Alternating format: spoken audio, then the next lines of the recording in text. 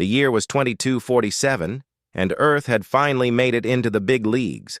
After decades of proving themselves, humans were now part of the Galactic Council. It was a huge achievement.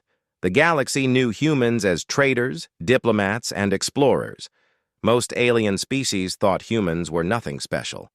They saw Earth's people as average at best, especially when compared to the mighty Kralin Empire or the super-advanced Vex Collective. Katie Morrison was 23 years old and full of hope for the future. She worked as an agricultural specialist on Epsilon Station, a place where many different alien species worked together on terraforming projects. Her job was to figure out how to grow Earth crops in alien soil. She was good at it, and she loved her work. Katie had made friends with aliens from different worlds. She believed in the dream of peaceful cooperation between species. Epsilon Station floated in neutral space, a symbol of what different races could achieve when they worked together. Katie walked through its corridors every day, greeting the tall Vendari traders and the small, quick-moving Plin scientists. She felt safe there. She felt like she was part of something bigger than herself.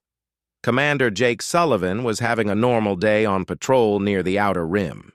His ship, the Valiant, was 3 days away from Epsilon Station when the distress call came through. Jake was a veteran of the Earth Defense Fleet, and he had heard plenty of emergency calls in his career. But something about this one made his blood run cold. The message was broken up, filled with static and panic. A woman's voice screamed for help. Then the transmission cut off completely. Jake's communications officer managed to clean up the audio enough to understand what had happened. Katie Morrison, a civilian agricultural specialist, had been taken by a Zrath raiding party.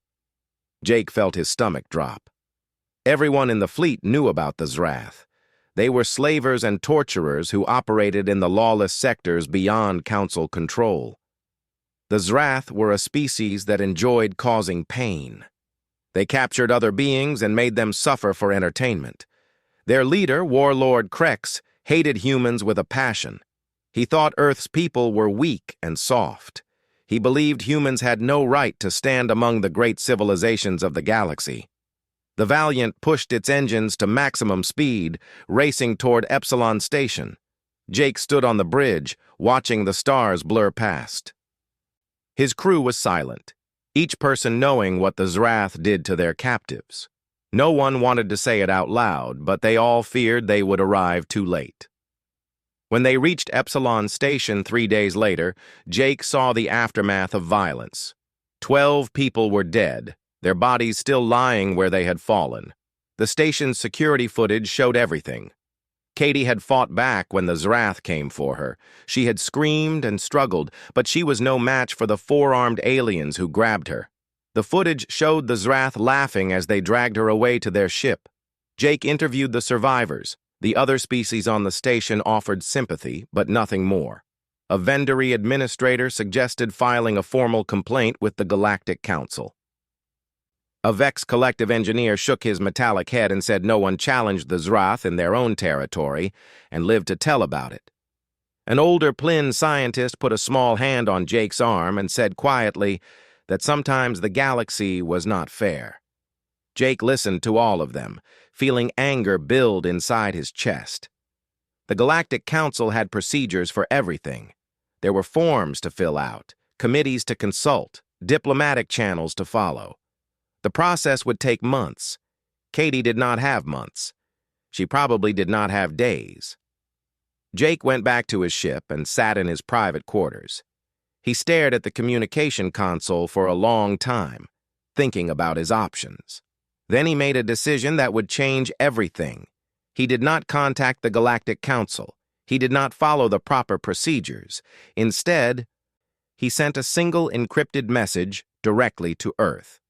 It was marked with a priority code that had not been used in over a century. The code was called Code Crimson. On Earth, in a facility buried deep in the mountains, a woman named Director Lisa Chen received the message. The facility did not appear on any official maps. Very few people knew it existed. Lisa sat at her desk and read Jake's message 3 times. Then she sat in silence for several minutes, thinking about what she was about to do. Lisa picked up a red phone that only connected to one place. She spoke 4 words that would echo across the galaxy in the days to come. She said, "Wake the phantoms." In underground chambers beneath the Rocky Mountains, lights began to turn on. Computer systems that had been dormant for decades started running diagnostic checks. Stasis pods that held Earth's deepest secret began their wake-up sequences. Inside those pods were 50 men and women who had volunteered to become something more than human. They had been created during Earth's darkest days, when the planet faced extinction from its own wars. They were soldiers who had been modified in ways that were now illegal. They were Earth's hidden weapon. The galaxy thought it knew what humans were capable of. The Galactic Council believed Earth had agreed to play by their rules. The Zrath assumed humans were weak prey that could be taken and broken without consequence. They were all about to learn how wrong they had been. Katie Morrison was suffering in a Zrath torture chamber, wondering if anyone would come for her. She did not know that her capture had triggered something that the galaxy had never seen. She did not know that Earth had been holding back its true strength, waiting for the day when diplomacy failed. That day had arrived. Warlord Krex broadcasted Katie's torture across the Zrath networks. He wanted to show everyone how weak humans were. He wanted to prove that his species was superior. He laughed as Katie screamed, not knowing that every second of that broadcast was being recorded. He did not understand that he had just made the biggest mistake of his life. The Phantoms were waking up, and they had only one mission. They were going to get Katie Morrison back, and they were going to teach the Zrath why you never, ever hurt a human. The Zrath loved to broadcast their cruelty. Warlord Krex set up cameras in the torture chamber and streamed everything across their communication networks. He wanted the lawless sectors to see what happened to those who were weak. He wanted to show off his power. Katie's screams were transmitted to dozens of systems, a warning to anyone who might challenge Zrath dominance. Krex thought he was demonstrating strength. What he was actually doing was sealing his own fate. Every second of Katie's torture was being recorded by Earth's intelligence network. Every wound inflicted on her was catalogued. Every mocking laugh from her captors was saved and sent to the classified facility beneath the Rocky Mountains. The Phantom Protocol facility was massive. It stretched deep underground, hidden behind layers of security that made it invisible to the outside world. Inside, 50 stasis pods lined the walls of a chamber that looked like something from a science fiction movie.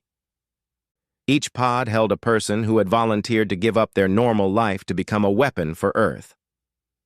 Captain Ryan Cole was the first to wake. The stasis pod drained its fluids, and he opened his eyes for the first time in decades. He was 45 years old by the calendar, but his body was still 25 thanks to the stasis sleep. Before the project, Ryan had been a special forces operator, one of the best. Now, he was something else entirely. Ryan's body had been changed in ways that pushed human biology beyond its normal limits. His muscles were enhanced with synthetic fibers that made him 10 times stronger than a regular person. His reflexes worked so fast that when he moved at full speed, he seemed to blur. His bones were reinforced with a ceramic metal compound that could take hits that would shatter a normal skeleton. But Ryan was one of the least modified phantoms. As he stepped out of his pod, he looked around and saw the others waking up. Lieutenant Amy Parker had been a brain surgeon before joining the project. The modifications done to her brain let her process information as fast as a computer. She could connect directly to electronic systems just by thinking about it. Her mind was a weapon all by itself. Sergeant Chris Martinez climbed out of his pod and flexed his hands. Before the project, he had been an infiltration specialist. Now his body could heal from terrible wounds in just minutes. Poisons that would kill normal humans barely affected him. His cellular structure had been rewritten to make him almost impossible to kill. Officer Nicole Hayes stretched her arms and smiled.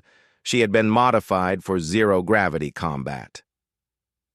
Her inner ear and muscle systems were adapted to fight in three-dimensional space. She could move through the vacuum of space like other people walked on land. When the fighting moved outside a ship or station, she was unstoppable. There were 50 Phantoms in total. Each one was unique, modified for different types of warfare. Some were built for strength, others for speed. Some could interface with any computer system. Others could survive in environments that would kill anyone else. Together, they were the most dangerous military force ever created by humanity. Director Lisa Chen walked into the chamber as the last Phantom finished waking up. She was a small woman with gray hair, but everyone in the room treated her with absolute respect. She had been the one to approve Project Phantom decades ago. She had watched these volunteers undergo procedures that changed them forever. She had put them to sleep when the wars ended, hoping they would never need to wake up again. Lisa activated a holographic display in the center of the room. It showed Katie Morrison's torture in full detail. The Phantoms watched in silence as the footage played. Their faces showed no emotion, but Lisa could see the fury building behind their eyes. These were not normal soldiers. They had given up everything to protect innocent people. And now they were watching one of their own species suffer while the galaxy did nothing. The footage showed Katie strapped to a metal table. Krex stood over her with instruments designed to cause maximum pain. He asked her questions about Earth's military secrets, its defenses, its hidden weapons. Katie told him she did not know anything. She was just an agricultural specialist. Krex did not believe her. He thought all humans were hiding something. When the footage ended, Lisa spoke. The Galactic Council has filed a formal protest. It will take 6 months to go through all the proper channels. Katie Morrison does not have 6 months. Our intelligence says she has maybe 6 days before her body gives out. Ryan Cole stood up. The other Phantoms rose with him, moving as one unit. What are our rules of engagement, Director? Lisa's face was cold and hard. The Zrath operate outside Council jurisdiction. No laws apply in their territory. You are authorized to use any means necessary to get Katie Morrison back. Whether Warlord Krex and his followers survive this mission is up to you. The official position of Earth's government is that this mission does not exist. Neither do you. Understood, Ryan said. We will need a ship. You will have the Razor, Lisa told him. It has been waiting for you. The Razor was a stealth corvette that officially did not exist, just like the Phantoms themselves. It could slip past sensor networks like a ghost. It carried enough firepower to destroy a small city. The ship had been built at the same time as the Phantoms, a vessel designed to get the super soldiers where they needed to go without anyone knowing they were coming. As the Phantoms geared up for the mission, word began to spread through Earth's classified military channels. Not many people knew what was happening, but those who did understood something big was about to occur. Jake Sullivan, still stationed near Epsilon Station, received a message that simply said, "Stay away from the Zrath sector for the next 48 hours." Jake showed the message to his first officer, Lieutenant Ben Jackson. Both men stared at it in confusion. "What is Earth planning?" Jake asked. Ben shook his head slowly. "I don't know, but I don't think the galaxy is ready for whatever it is." In the Phantom facility, Ryan Cole checked his weapons one last time. He carried a plasma rifle that could punch through Zrath battle armor. He had a monomolecular blade that could cut through solid metal. He had grenades that could identify targets and only harm enemies. Every Phantom was equipped with weapons that were not supposed to exist, just like them. Amy Parker sat at a computer terminal, downloading every piece of information about Warlord Krex's fortress. She absorbed maps, guard rotations, structural weak points, and system vulnerabilities directly into her enhanced brain. Within minutes, she knew the fortress as well as the people who built it. Chris Martinez was quiet as he prepared. He had done this kind of mission before, back in the old days. Infiltrate, extract, eliminate threats. But this mission was personal. Katie was one of theirs. She was human. The Zrath had made a mistake when they took her, and Chris was going to make sure they understood that mistake completely. Nicole Hayes floated in the zero-gravity training room, running through combat simulations. Her body moved with perfect grace in 3 dimensions. She was practicing shots and movements that would be impossible for anyone else. When the mission took them into space, she would be their ace. The Razor launched from Earth without any official record. It left no trail, no signature, no evidence it had ever been there. The ship carried 50 Phantoms toward the Zrath sector, and every one of them knew what they had to do. They had to get Katie back, and they had to send a message that the galaxy would never forget. Humans were not prey, humans were not weak, and anyone who hurt a human would face consequences beyond their worst nightmares. The Razor dropped out of faster-than-light travel at the edge of the Zrath sector. Every sensor in the region should have detected the ship's arrival, but none of them did. The Razor was invisible, a ghost moving through space. Inside the ship, Ryan Cole stood in the command center and studied the holographic display of Warlord Krex's fortress. The fortress was huge. It had been built from the wreckage of conquered ships, welded together into a massive station that looked like a metal nightmare. Over 300 Zrath warriors defended it. They had weapons, armor, and decades of combat experience. They thought they were safe in their stronghold. "Intelligence says Katie is being held in the central detention block," Amy Parker reported. Her eyes looked distant as she processed data streams directly through her neural implants. 16 levels down from the main entrance. Maximum security section. They are still broadcasting her interrogation. Ryan's jaw clenched. The broadcasts had continued for 3 days straight. Katie was still alive, but barely. The things the Zrath were doing to her would have killed a normal person twice over. Somehow she was enduring. "She is tougher than they think," Nicole Hayes said quietly. "She has lasted longer than any of their previous captives." "Which just makes them more creative," Chris Martinez added, his voice flat and cold. "We need to move now. Every minute we wait is another minute she suffers." The Phantoms equipped themselves and moved to the drop pods. 50 capsules separated from the Razor and streaked toward the fortress like falling stars. By the time the Zrath sensors detected them, it was already too late. The pods slammed into the hull in a dozen different locations, breaching the fortress's outer shell. Ryan's pod punched through the metal and he was out and moving before the emergency alarms even started. A Zrath warrior turned toward him, all 4 arms reaching for weapons. Ryan moved faster. His enhanced reflexes made the world seem to slow down. He saw the Zrath's muscles tense, saw which direction the alien would move. Ryan struck first, and the warrior went down hard. More Zrath came running. They were big, over 7 feet tall with natural armor plating covering their bodies. They were strong and experienced fighters, but they had never faced anything like the Phantoms. Ryan moved through them like a storm. His plasma rifle fired with perfect accuracy. When ammunition ran low, he used his hands. His enhanced strength let him tear through their armor like it was paper. Amy Parker found a computer terminal and placed her hand on it. Her neural implants connected instantly. Within seconds, she had complete access to the fortress's systems. She started turning the station against its own inhabitants. Bulkhead doors slammed shut, trapping groups of Zrath in sections that quickly became death traps. Life support systems failed in strategic areas. Automated defense turrets swiveled around and started targeting Zrath warriors instead of protecting them. In another part of the station, Chris Martinez moved like a shadow through the corridors. He encountered a group of Zrath torturers in one of the detention blocks. They had been working on prisoners, and the room showed evidence of their cruelty. Chris did not waste words. He ensured each torturer experienced the same pain they had inflicted on others, compressed into seconds of absolute agony. Then he moved on.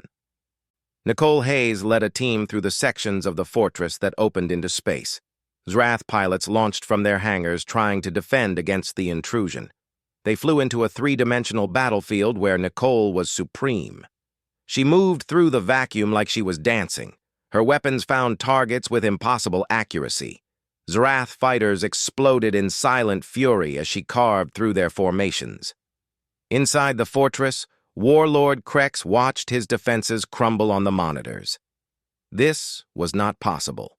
Humans were weak. Everyone knew that. They were soft creatures who relied on diplomacy because they could not fight. But these humans moved like nothing he had ever seen. They fought with a precision and brutality that terrified even the Zrath. His warriors were dying. Veterans of 100 campaigns were being cut down like they were nothing. Krex watched as security footage showed a single human woman moving through a squad of his best pilots in zero gravity. She killed them all in under 30 seconds. He watched another human tear through a reinforced door with his bare hands. He saw a human female connect to his computer systems and take control of his own station. Krex made a decision. He activated the fortress's self-destruct sequence. If he could not win, he would take these humans with him. He turned to flee toward the escape pods, but stopped dead. A human stood between him and safety. Ryan Cole looked at the warlord with cold eyes. He had fought through 16 levels of the station in 12 minutes. Over 50 Zrath warriors lay dead in his wake. He was covered in alien blood, and his expression showed no mercy. "You broke the most important rule," Ryan said quietly. "You hurt one of ours. Did you really think there would not be consequences?" Krex attacked with all four arms, using his size and strength to try to overwhelm the human.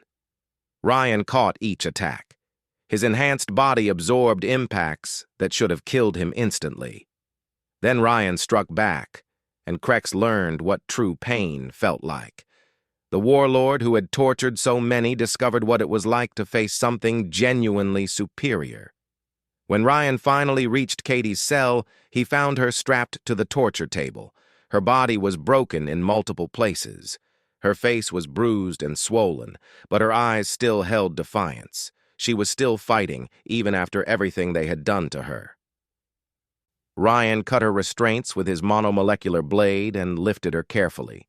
She weighed almost nothing in his enhanced arms. "Katie Morrison," he said gently.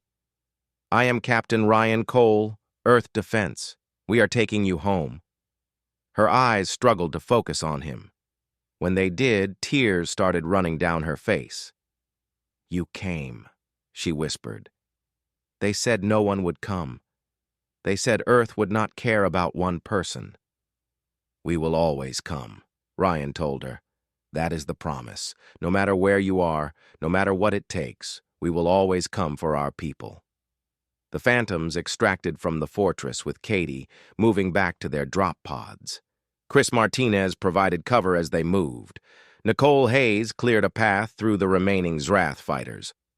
Amy Parker shut down every system in the fortress that might threaten their escape.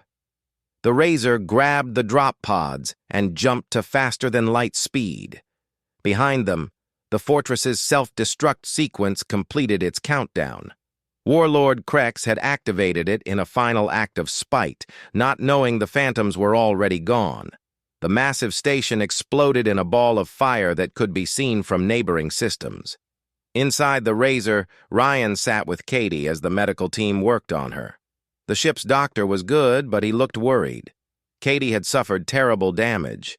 Her body was in shock. Ryan held her hand and talked to her quietly, keeping her conscious and fighting. "You are going to be okay," he said. "We are taking you home. You are safe now." Katie's grip on his hand was weak, but determined. "Why?" she asked. "Why did you come? I am nobody important." Ryan shook his head. "You are human, That makes you important. That makes you worth 50 super soldiers and a ship that does not exist. Earth does not leave its people behind. Not ever. As the Razor raced back toward Earth space, the fortress burned in the darkness behind them. Over 300 Zrath warriors were dead.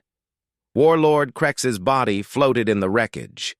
The entire command structure of the largest slaving operation in the sector had been eliminated in one night. The galaxy was about to learn a hard lesson. Humans were not prey. They had never been prey. They had simply been waiting to see if peace was possible. The Zrath had proven it was not, and now they had paid the price. News of the Zrath fortress destruction spread across the galaxy like wildfire. Over 300 warriors dead in a single night. Warlord Krex himself killed. The entire command structure of the biggest slaving operation in the sector wiped out completely. No one knew who was responsible. There was no wreckage from attacking ships, no claims of responsibility, just death and destruction on a massive scale. In the lawless sectors, survivors from nearby Zrath outposts started talking. They spoke in whispers about ghosts that moved through walls. They described demons that could not be killed. They told stories of humans who fought like ancient war gods from forgotten legends. The Zrath had captured and tortured a human female. Something had come for revenge. Something unstoppable. The Galactic Council convened an emergency session within days. Representatives from hundreds of worlds gathered in the massive assembly hall on the neutral station of Unity Prime. Everyone wanted answers. Everyone wanted to know if Earth was responsible for what looked like a war crime. The Kralon Empire seemed particularly outraged. Their representative was a massive creature that bellowed loud enough to shake the walls. Ambassador Helen Brooks represented Earth at the session. She was a calm woman in her 50s who had spent decades in diplomatic service. She sat quietly and listened as species after species demanded explanations. The Kralon representative accused Earth of violations of Council law. The Vex Collective called it an unauthorized military action. Smaller species worried this was the beginning of human aggression. Finally, Helen stood to address the chamber. Her voice was calm and measured, but it carried to every corner of the vast room. The Galactic Council has no jurisdiction over the lawless sectors. This council made that very clear when it refused to take action against the Zrath slavers despite decades of protests from multiple member species. Earth filed a formal complaint regarding the kidnapping and torture of Katie Morrison, a civilian agricultural specialist. That complaint is still sitting in committee, where it will likely remain for months. The Kralon representative slammed a massive fist on his podium. The sound echoed like thunder. That does not answer the question we asked. Did Earth send military forces into the Zrath sector or not? Helen looked directly at him. Earth has committed no violation of Galactic Council law. We have no military presence in the lawless sectors. We have launched no official military operations against anyone. The destruction of the Zrath fortress is certainly unfortunate. But as this council has stated repeatedly, what happens beyond its jurisdiction is not its concern. The chamber erupted in arguments. Species shouted at each other across the room. Accusations flew back and forth. Helen simply gathered her materials and walked out. She did not run. She did not hurry. She walked with dignity and purpose, leaving chaos behind her. The message was crystal clear. Earth would follow the Council's rules, but those rules worked both ways. If the Council would not protect human citizens, then Earth would handle such matters in its own way. And Earth would not apologize for it. Katie Morrison was taken to a secret medical facility deep in the mountains of Colorado. The best doctors on Earth worked around the clock to heal her injuries. The damage was extensive. Broken bones, internal injuries, psychological trauma that would take years to process. But Katie was a fighter. She held on and slowly began to heal. The phantoms visited her regularly during her recovery. These enhanced super soldiers showed a gentleness that surprised the medical staff. They would sit by her bed and talk quietly. They brought her books and music from Earth. They made sure she knew she was not alone. One evening, Ryan Cole sat beside Katie's bed. She looked at him with eyes that had seen too much pain. "I thought I was going to die in that place," she said. "They kept asking me about Earth's military secrets. They wanted to know about our defenses, our weapons, our weaknesses. I kept telling them I did not know anything.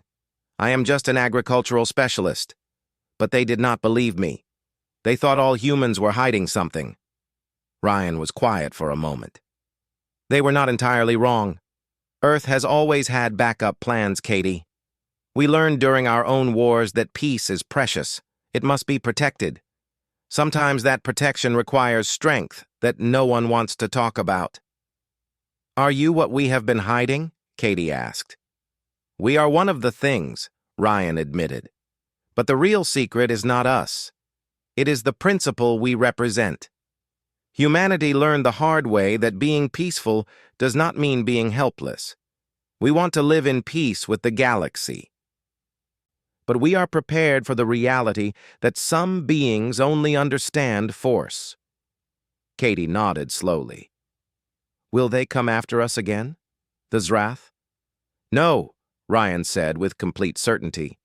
"Word is spreading about what happened.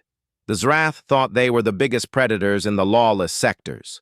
We corrected that misunderstanding. Every slaver, every pirate, every warlord out there now knows that humans are not acceptable targets. Touch one of us, and you face consequences beyond your ability to survive." Over the following weeks, the impact became clear. Attacks on human ships dropped to zero. Pirate raids on human colonies stopped completely. Species that had previously viewed Earth as weak began treating human representatives with new respect. That respect was mixed with wariness and sometimes fear, but it was respect nonetheless. The question on everyone's mind was simple: what else was humanity hiding? Jake Sullivan received an unexpected visit while his ship was still near Epsilon Station. Director Lisa Chen appeared on the Valiant without any warning. Her security clearance overrode every protocol. She simply materialized in the transport bay with 2 guards and asked to speak with Jake in private. They met in his quarters. Lisa closed the door and activated a privacy field that blocked all recording devices. Then she told Jake things he was ordered never to repeat. She explained the Phantom Protocol. She described the super soldiers who had rescued Katie. She made it clear that these enhanced humans were going back into stasis and would be denied by Earth if anyone asked. "So we just pretend they do not exist?" Jake asked. "We acknowledge that Earth has capabilities we do not discuss in public," Lisa said. "We make it clear that harming human citizens will trigger responses that bypass normal diplomatic channels. We allow the galaxy to draw its own conclusions and worry about what else we might have hidden." "Will this change how other species see us?" Jake wondered. "It already has," Lisa replied. "Some will fear us. Others will respect us. A few will hate us for disrupting their comfortable assumptions about power. But none of them will ever again assume that humans are weak. None of them will believe that harming us carries no consequences." Jake thought about that. "What about the Galactic Council? They must know we did this." "The Council knows," Lisa admitted, "but they cannot prove it, and they do not really want to. We did what they could not or would not do. We eliminated a major slaver operation that had been troubling the galaxy for decades. Some council members are privately grateful. Others are publicly outraged and privately relieved. Either way, the message has been sent. Earth is not helpless." Lisa left the ship as mysteriously as she had arrived. Jake sat alone in his quarters for a long time, thinking about what he had learned. Earth had secrets, big secrets, the kind of secrets that changed how the galaxy worked, and now everyone knew it, even if they could not prove it. In the diplomatic corridors and meeting rooms across the galaxy, the conversation had shifted. Earth was no longer viewed as a minor player. Human ambassadors found that their words carried more weight. Trade negotiations became easier. Defense pacts were offered. Species that had ignored Earth for years suddenly wanted to establish closer relations. The galaxy was learning a new reality. Humanity preferred peace, but they were absolutely capable of war. They would negotiate, compromise, and work within the system.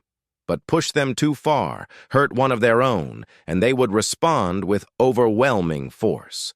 It was a lesson written in the wreckage of a Zrath fortress and the bodies of 300 dead slavers.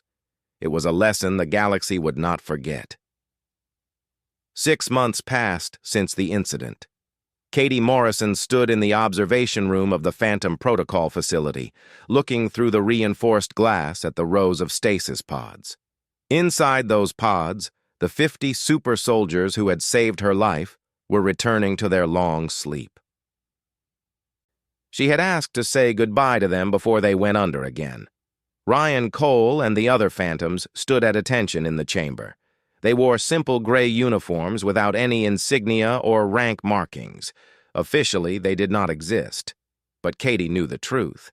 These people had risked everything to save her. They had crossed the galaxy and fought through an army to bring her home. "I do not really know what to say," Katie began. Her voice was stronger now than it had been in the hospital. Physical therapy had helped her body heal. Counseling had helped with the nightmares, though they still came sometimes. "You came for me when no one else would. You risked everything to save one person. I will never forget that." Ryan stepped forward. The other Phantoms remained at attention behind him. "You are not just one person, Katie. You represent the principle we were created to defend. No human citizen should face harm while we have the power to prevent it.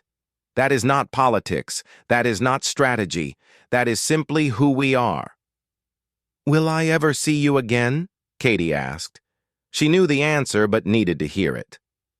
"Hopefully not," Ryan said with a slight smile. "If we are awakened again, it means something terrible has happened. We would rather sleep forever knowing that humanity is safe and thriving among the stars." One by one, the Phantoms returned to their stasis pods. Katie watched as each one settled into place. The pods filled with preservation fluid. Monitors showed vital signs dropping to minimal levels. Within an hour, all 50 super soldiers were in deep stasis, their bodies preserved in suspended animation, waiting for the day they might be needed again. Director Lisa Chen stood beside Katie as the last pod sealed.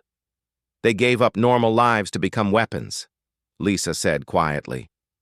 "They sacrificed their futures so that people like you could have one. That is worth remembering." Katie nodded, unable to speak past the lump in her throat. In the months and years that followed, the galaxy adjusted to a new understanding of humanity. Earth's diplomats found their words carried more weight in council debates. Human trade convoys traveled without fear of piracy. The lawless sectors, once havens for slavers and criminals, became noticeably safer whenever human citizens were involved. The change was subtle, but unmistakable. A Vendari merchant captain who had previously ignored human shipping routes now made a point of escorting Earth vessels through dangerous space. A Plin scientist who had dismissed human research suddenly became interested in collaboration. A Kraylon military commander who had mocked Earth's defenses now spoke respectfully of human capabilities. The Galactic Council never officially acknowledged what had happened to the Zrath fortress. The investigation went nowhere, blocked by lack of evidence and a strange reluctance among council members to push too hard. Some things, they decided, were better left unexamined. The official report concluded that the fortress had been destroyed by an internal malfunction. Everyone knew it was not true. No one wanted to say so publicly. Jake Sullivan received his promotion 6 months after the incident. He was given command of a new ship called the Defender, tasked with protecting Earth's interests in the Outer Rim. His crew was handpicked from the best officers in the fleet. His mission parameters were broader than before, with authorization to use force when necessary to protect human citizens. Jake never spoke about the phantoms or what he had learned, but he carried himself with new confidence. His crew noticed the change. They saw how other species reacted to their captain. They understood that something had shifted in how the galaxy viewed Earth. They were proud to serve under Jake's command. Katie Morrison returned to her work, but not as a colonial specialist. The psychological wounds from her captivity made it impossible for her to work in isolated stations. Instead, she took a position at the Agricultural Academy on Earth, training the next generation of specialists. She was good at teaching, and she loved working with students who were eager to learn. She became something of a legend among human colonists. She was the woman who had survived Zrath torture. She was the one whose suffering had triggered Earth's most devastating military response in decades. She did not enjoy the fame, but she used it to advocate for better protections for civilians working in dangerous regions. Sometimes late at night, Katie would have nightmares about the torture chamber. She would wake up screaming, her body remembering pain that her mind tried to forget. But then she would remember Ryan Cole and the Phantoms. She would remember that when she had been at her most vulnerable, when the galaxy's diplomatic systems had abandoned her, her own species had moved heaven and earth to bring her home. That knowledge gave her strength to face each new day. On Earth, in the facility that did not exist on any maps, Director Lisa Chen made her monthly visit to the Phantom Chamber. She walked among the stasis pods, reading the names of the heroes who slept inside. She stopped at Ryan Cole's pod and placed her hand on the frosted glass. "Sleep well, Captain," she whispered. "The galaxy is learning to respect us because of what you and your team accomplished. Maybe one day we will not need soldiers like you. Maybe one day humanity will live in a universe where strength does not matter because everyone chooses peace. Until then, we will keep you safe, and you will keep us safe." In the diplomatic corridors of the Galactic Council, Earth's status continued to rise. Other species began seeking human alliance and partnership. The Kralon Empire, once dismissive of humanity, quietly approached Earth's ambassadors about military cooperation. The Vex Collective, whose technology had always been their source of pride, started asking careful questions about human defensive systems. No one wanted to directly acknowledge what had happened, but everyone understood the new reality. Earth had capabilities that went beyond what they showed publicly. Push them too far, and you would discover exactly what they had been hiding. Ambassador Helen Brooks stood before the full council 1 year after the incident. She delivered a speech that would be studied by diplomats for generations. Humanity came to the stars seeking friendship and cooperation. We still seek these things. We believe in diplomacy. We believe in dialogue. We believe in peaceful resolution of conflicts. But we also believe in justice. We believe that innocent people deserve protection. We believe there are lines that should never be crossed. She paused, looking around at the assembled representatives. Earth will always extend the hand of friendship first. We will negotiate. We will compromise. We will work within the structures of this council to build a better galaxy for all species. But do not mistake our preference for peace as inability to wage war. Do not confuse our diplomatic courtesy with weakness, and never ever assume that we will abandon our citizens simply because saving them might be difficult. The chamber was completely silent. Helen's words hung in the air like a promise and a warning combined. A Zrath representative approached Helen after the session. The slaver species had been devastated by the destruction of their fortress. Their leadership was fractured. Their operations had collapsed. This representative was one of the few remaining leaders, and he looked diminished. "Ambassador Brooks," he said quietly, his multiple eyes unable to meet her gaze. "The Zrath clans wish to establish formal relations with Earth. We acknowledge past crimes. We seek peaceful coexistence." Helen studied him for a long moment. "The Zrath tortured one of our citizens. You broadcast her suffering for entertainment. You believed humanity would do nothing. You were wrong. We understand that now, the Zrath said. There was genuine fear in his voice. The warlords who committed these acts are dead. We are not them. Then prove it, Helen said firmly. Release every slave in your territory, dismantle your torture facilities, submit to inspections by council observers. Show us through actions that you have learned the lesson we taught you. The Zrath representative nodded and walked away quickly. Helen's assistant leaned close. Do you think they will actually change? Maybe, Helen replied. Or maybe they will just be more careful about their targets. Either way, they will never touch another human civilian. And that is enough. Back on Earth, Katie Morrison sat on her apartment balcony and watched the sunset over the Pacific Ocean. She had found peace in the routine of teaching. Her students gave her purpose. Her research gave her satisfaction. The nightmares came less frequently now. She picked up her tablet and wrote a message to the Phantom Protocol facility. She knew it would be filed away in classified archives, but she needed to say it anyway. Thank you for reminding me what it means to be human. We are not defined by our moments of weakness. We are defined by how we respond when someone needs us. You responded with overwhelming force and absolute certainty. You showed the galaxy that we protect our own. I hope you sleep peacefully, knowing that your sacrifice matters.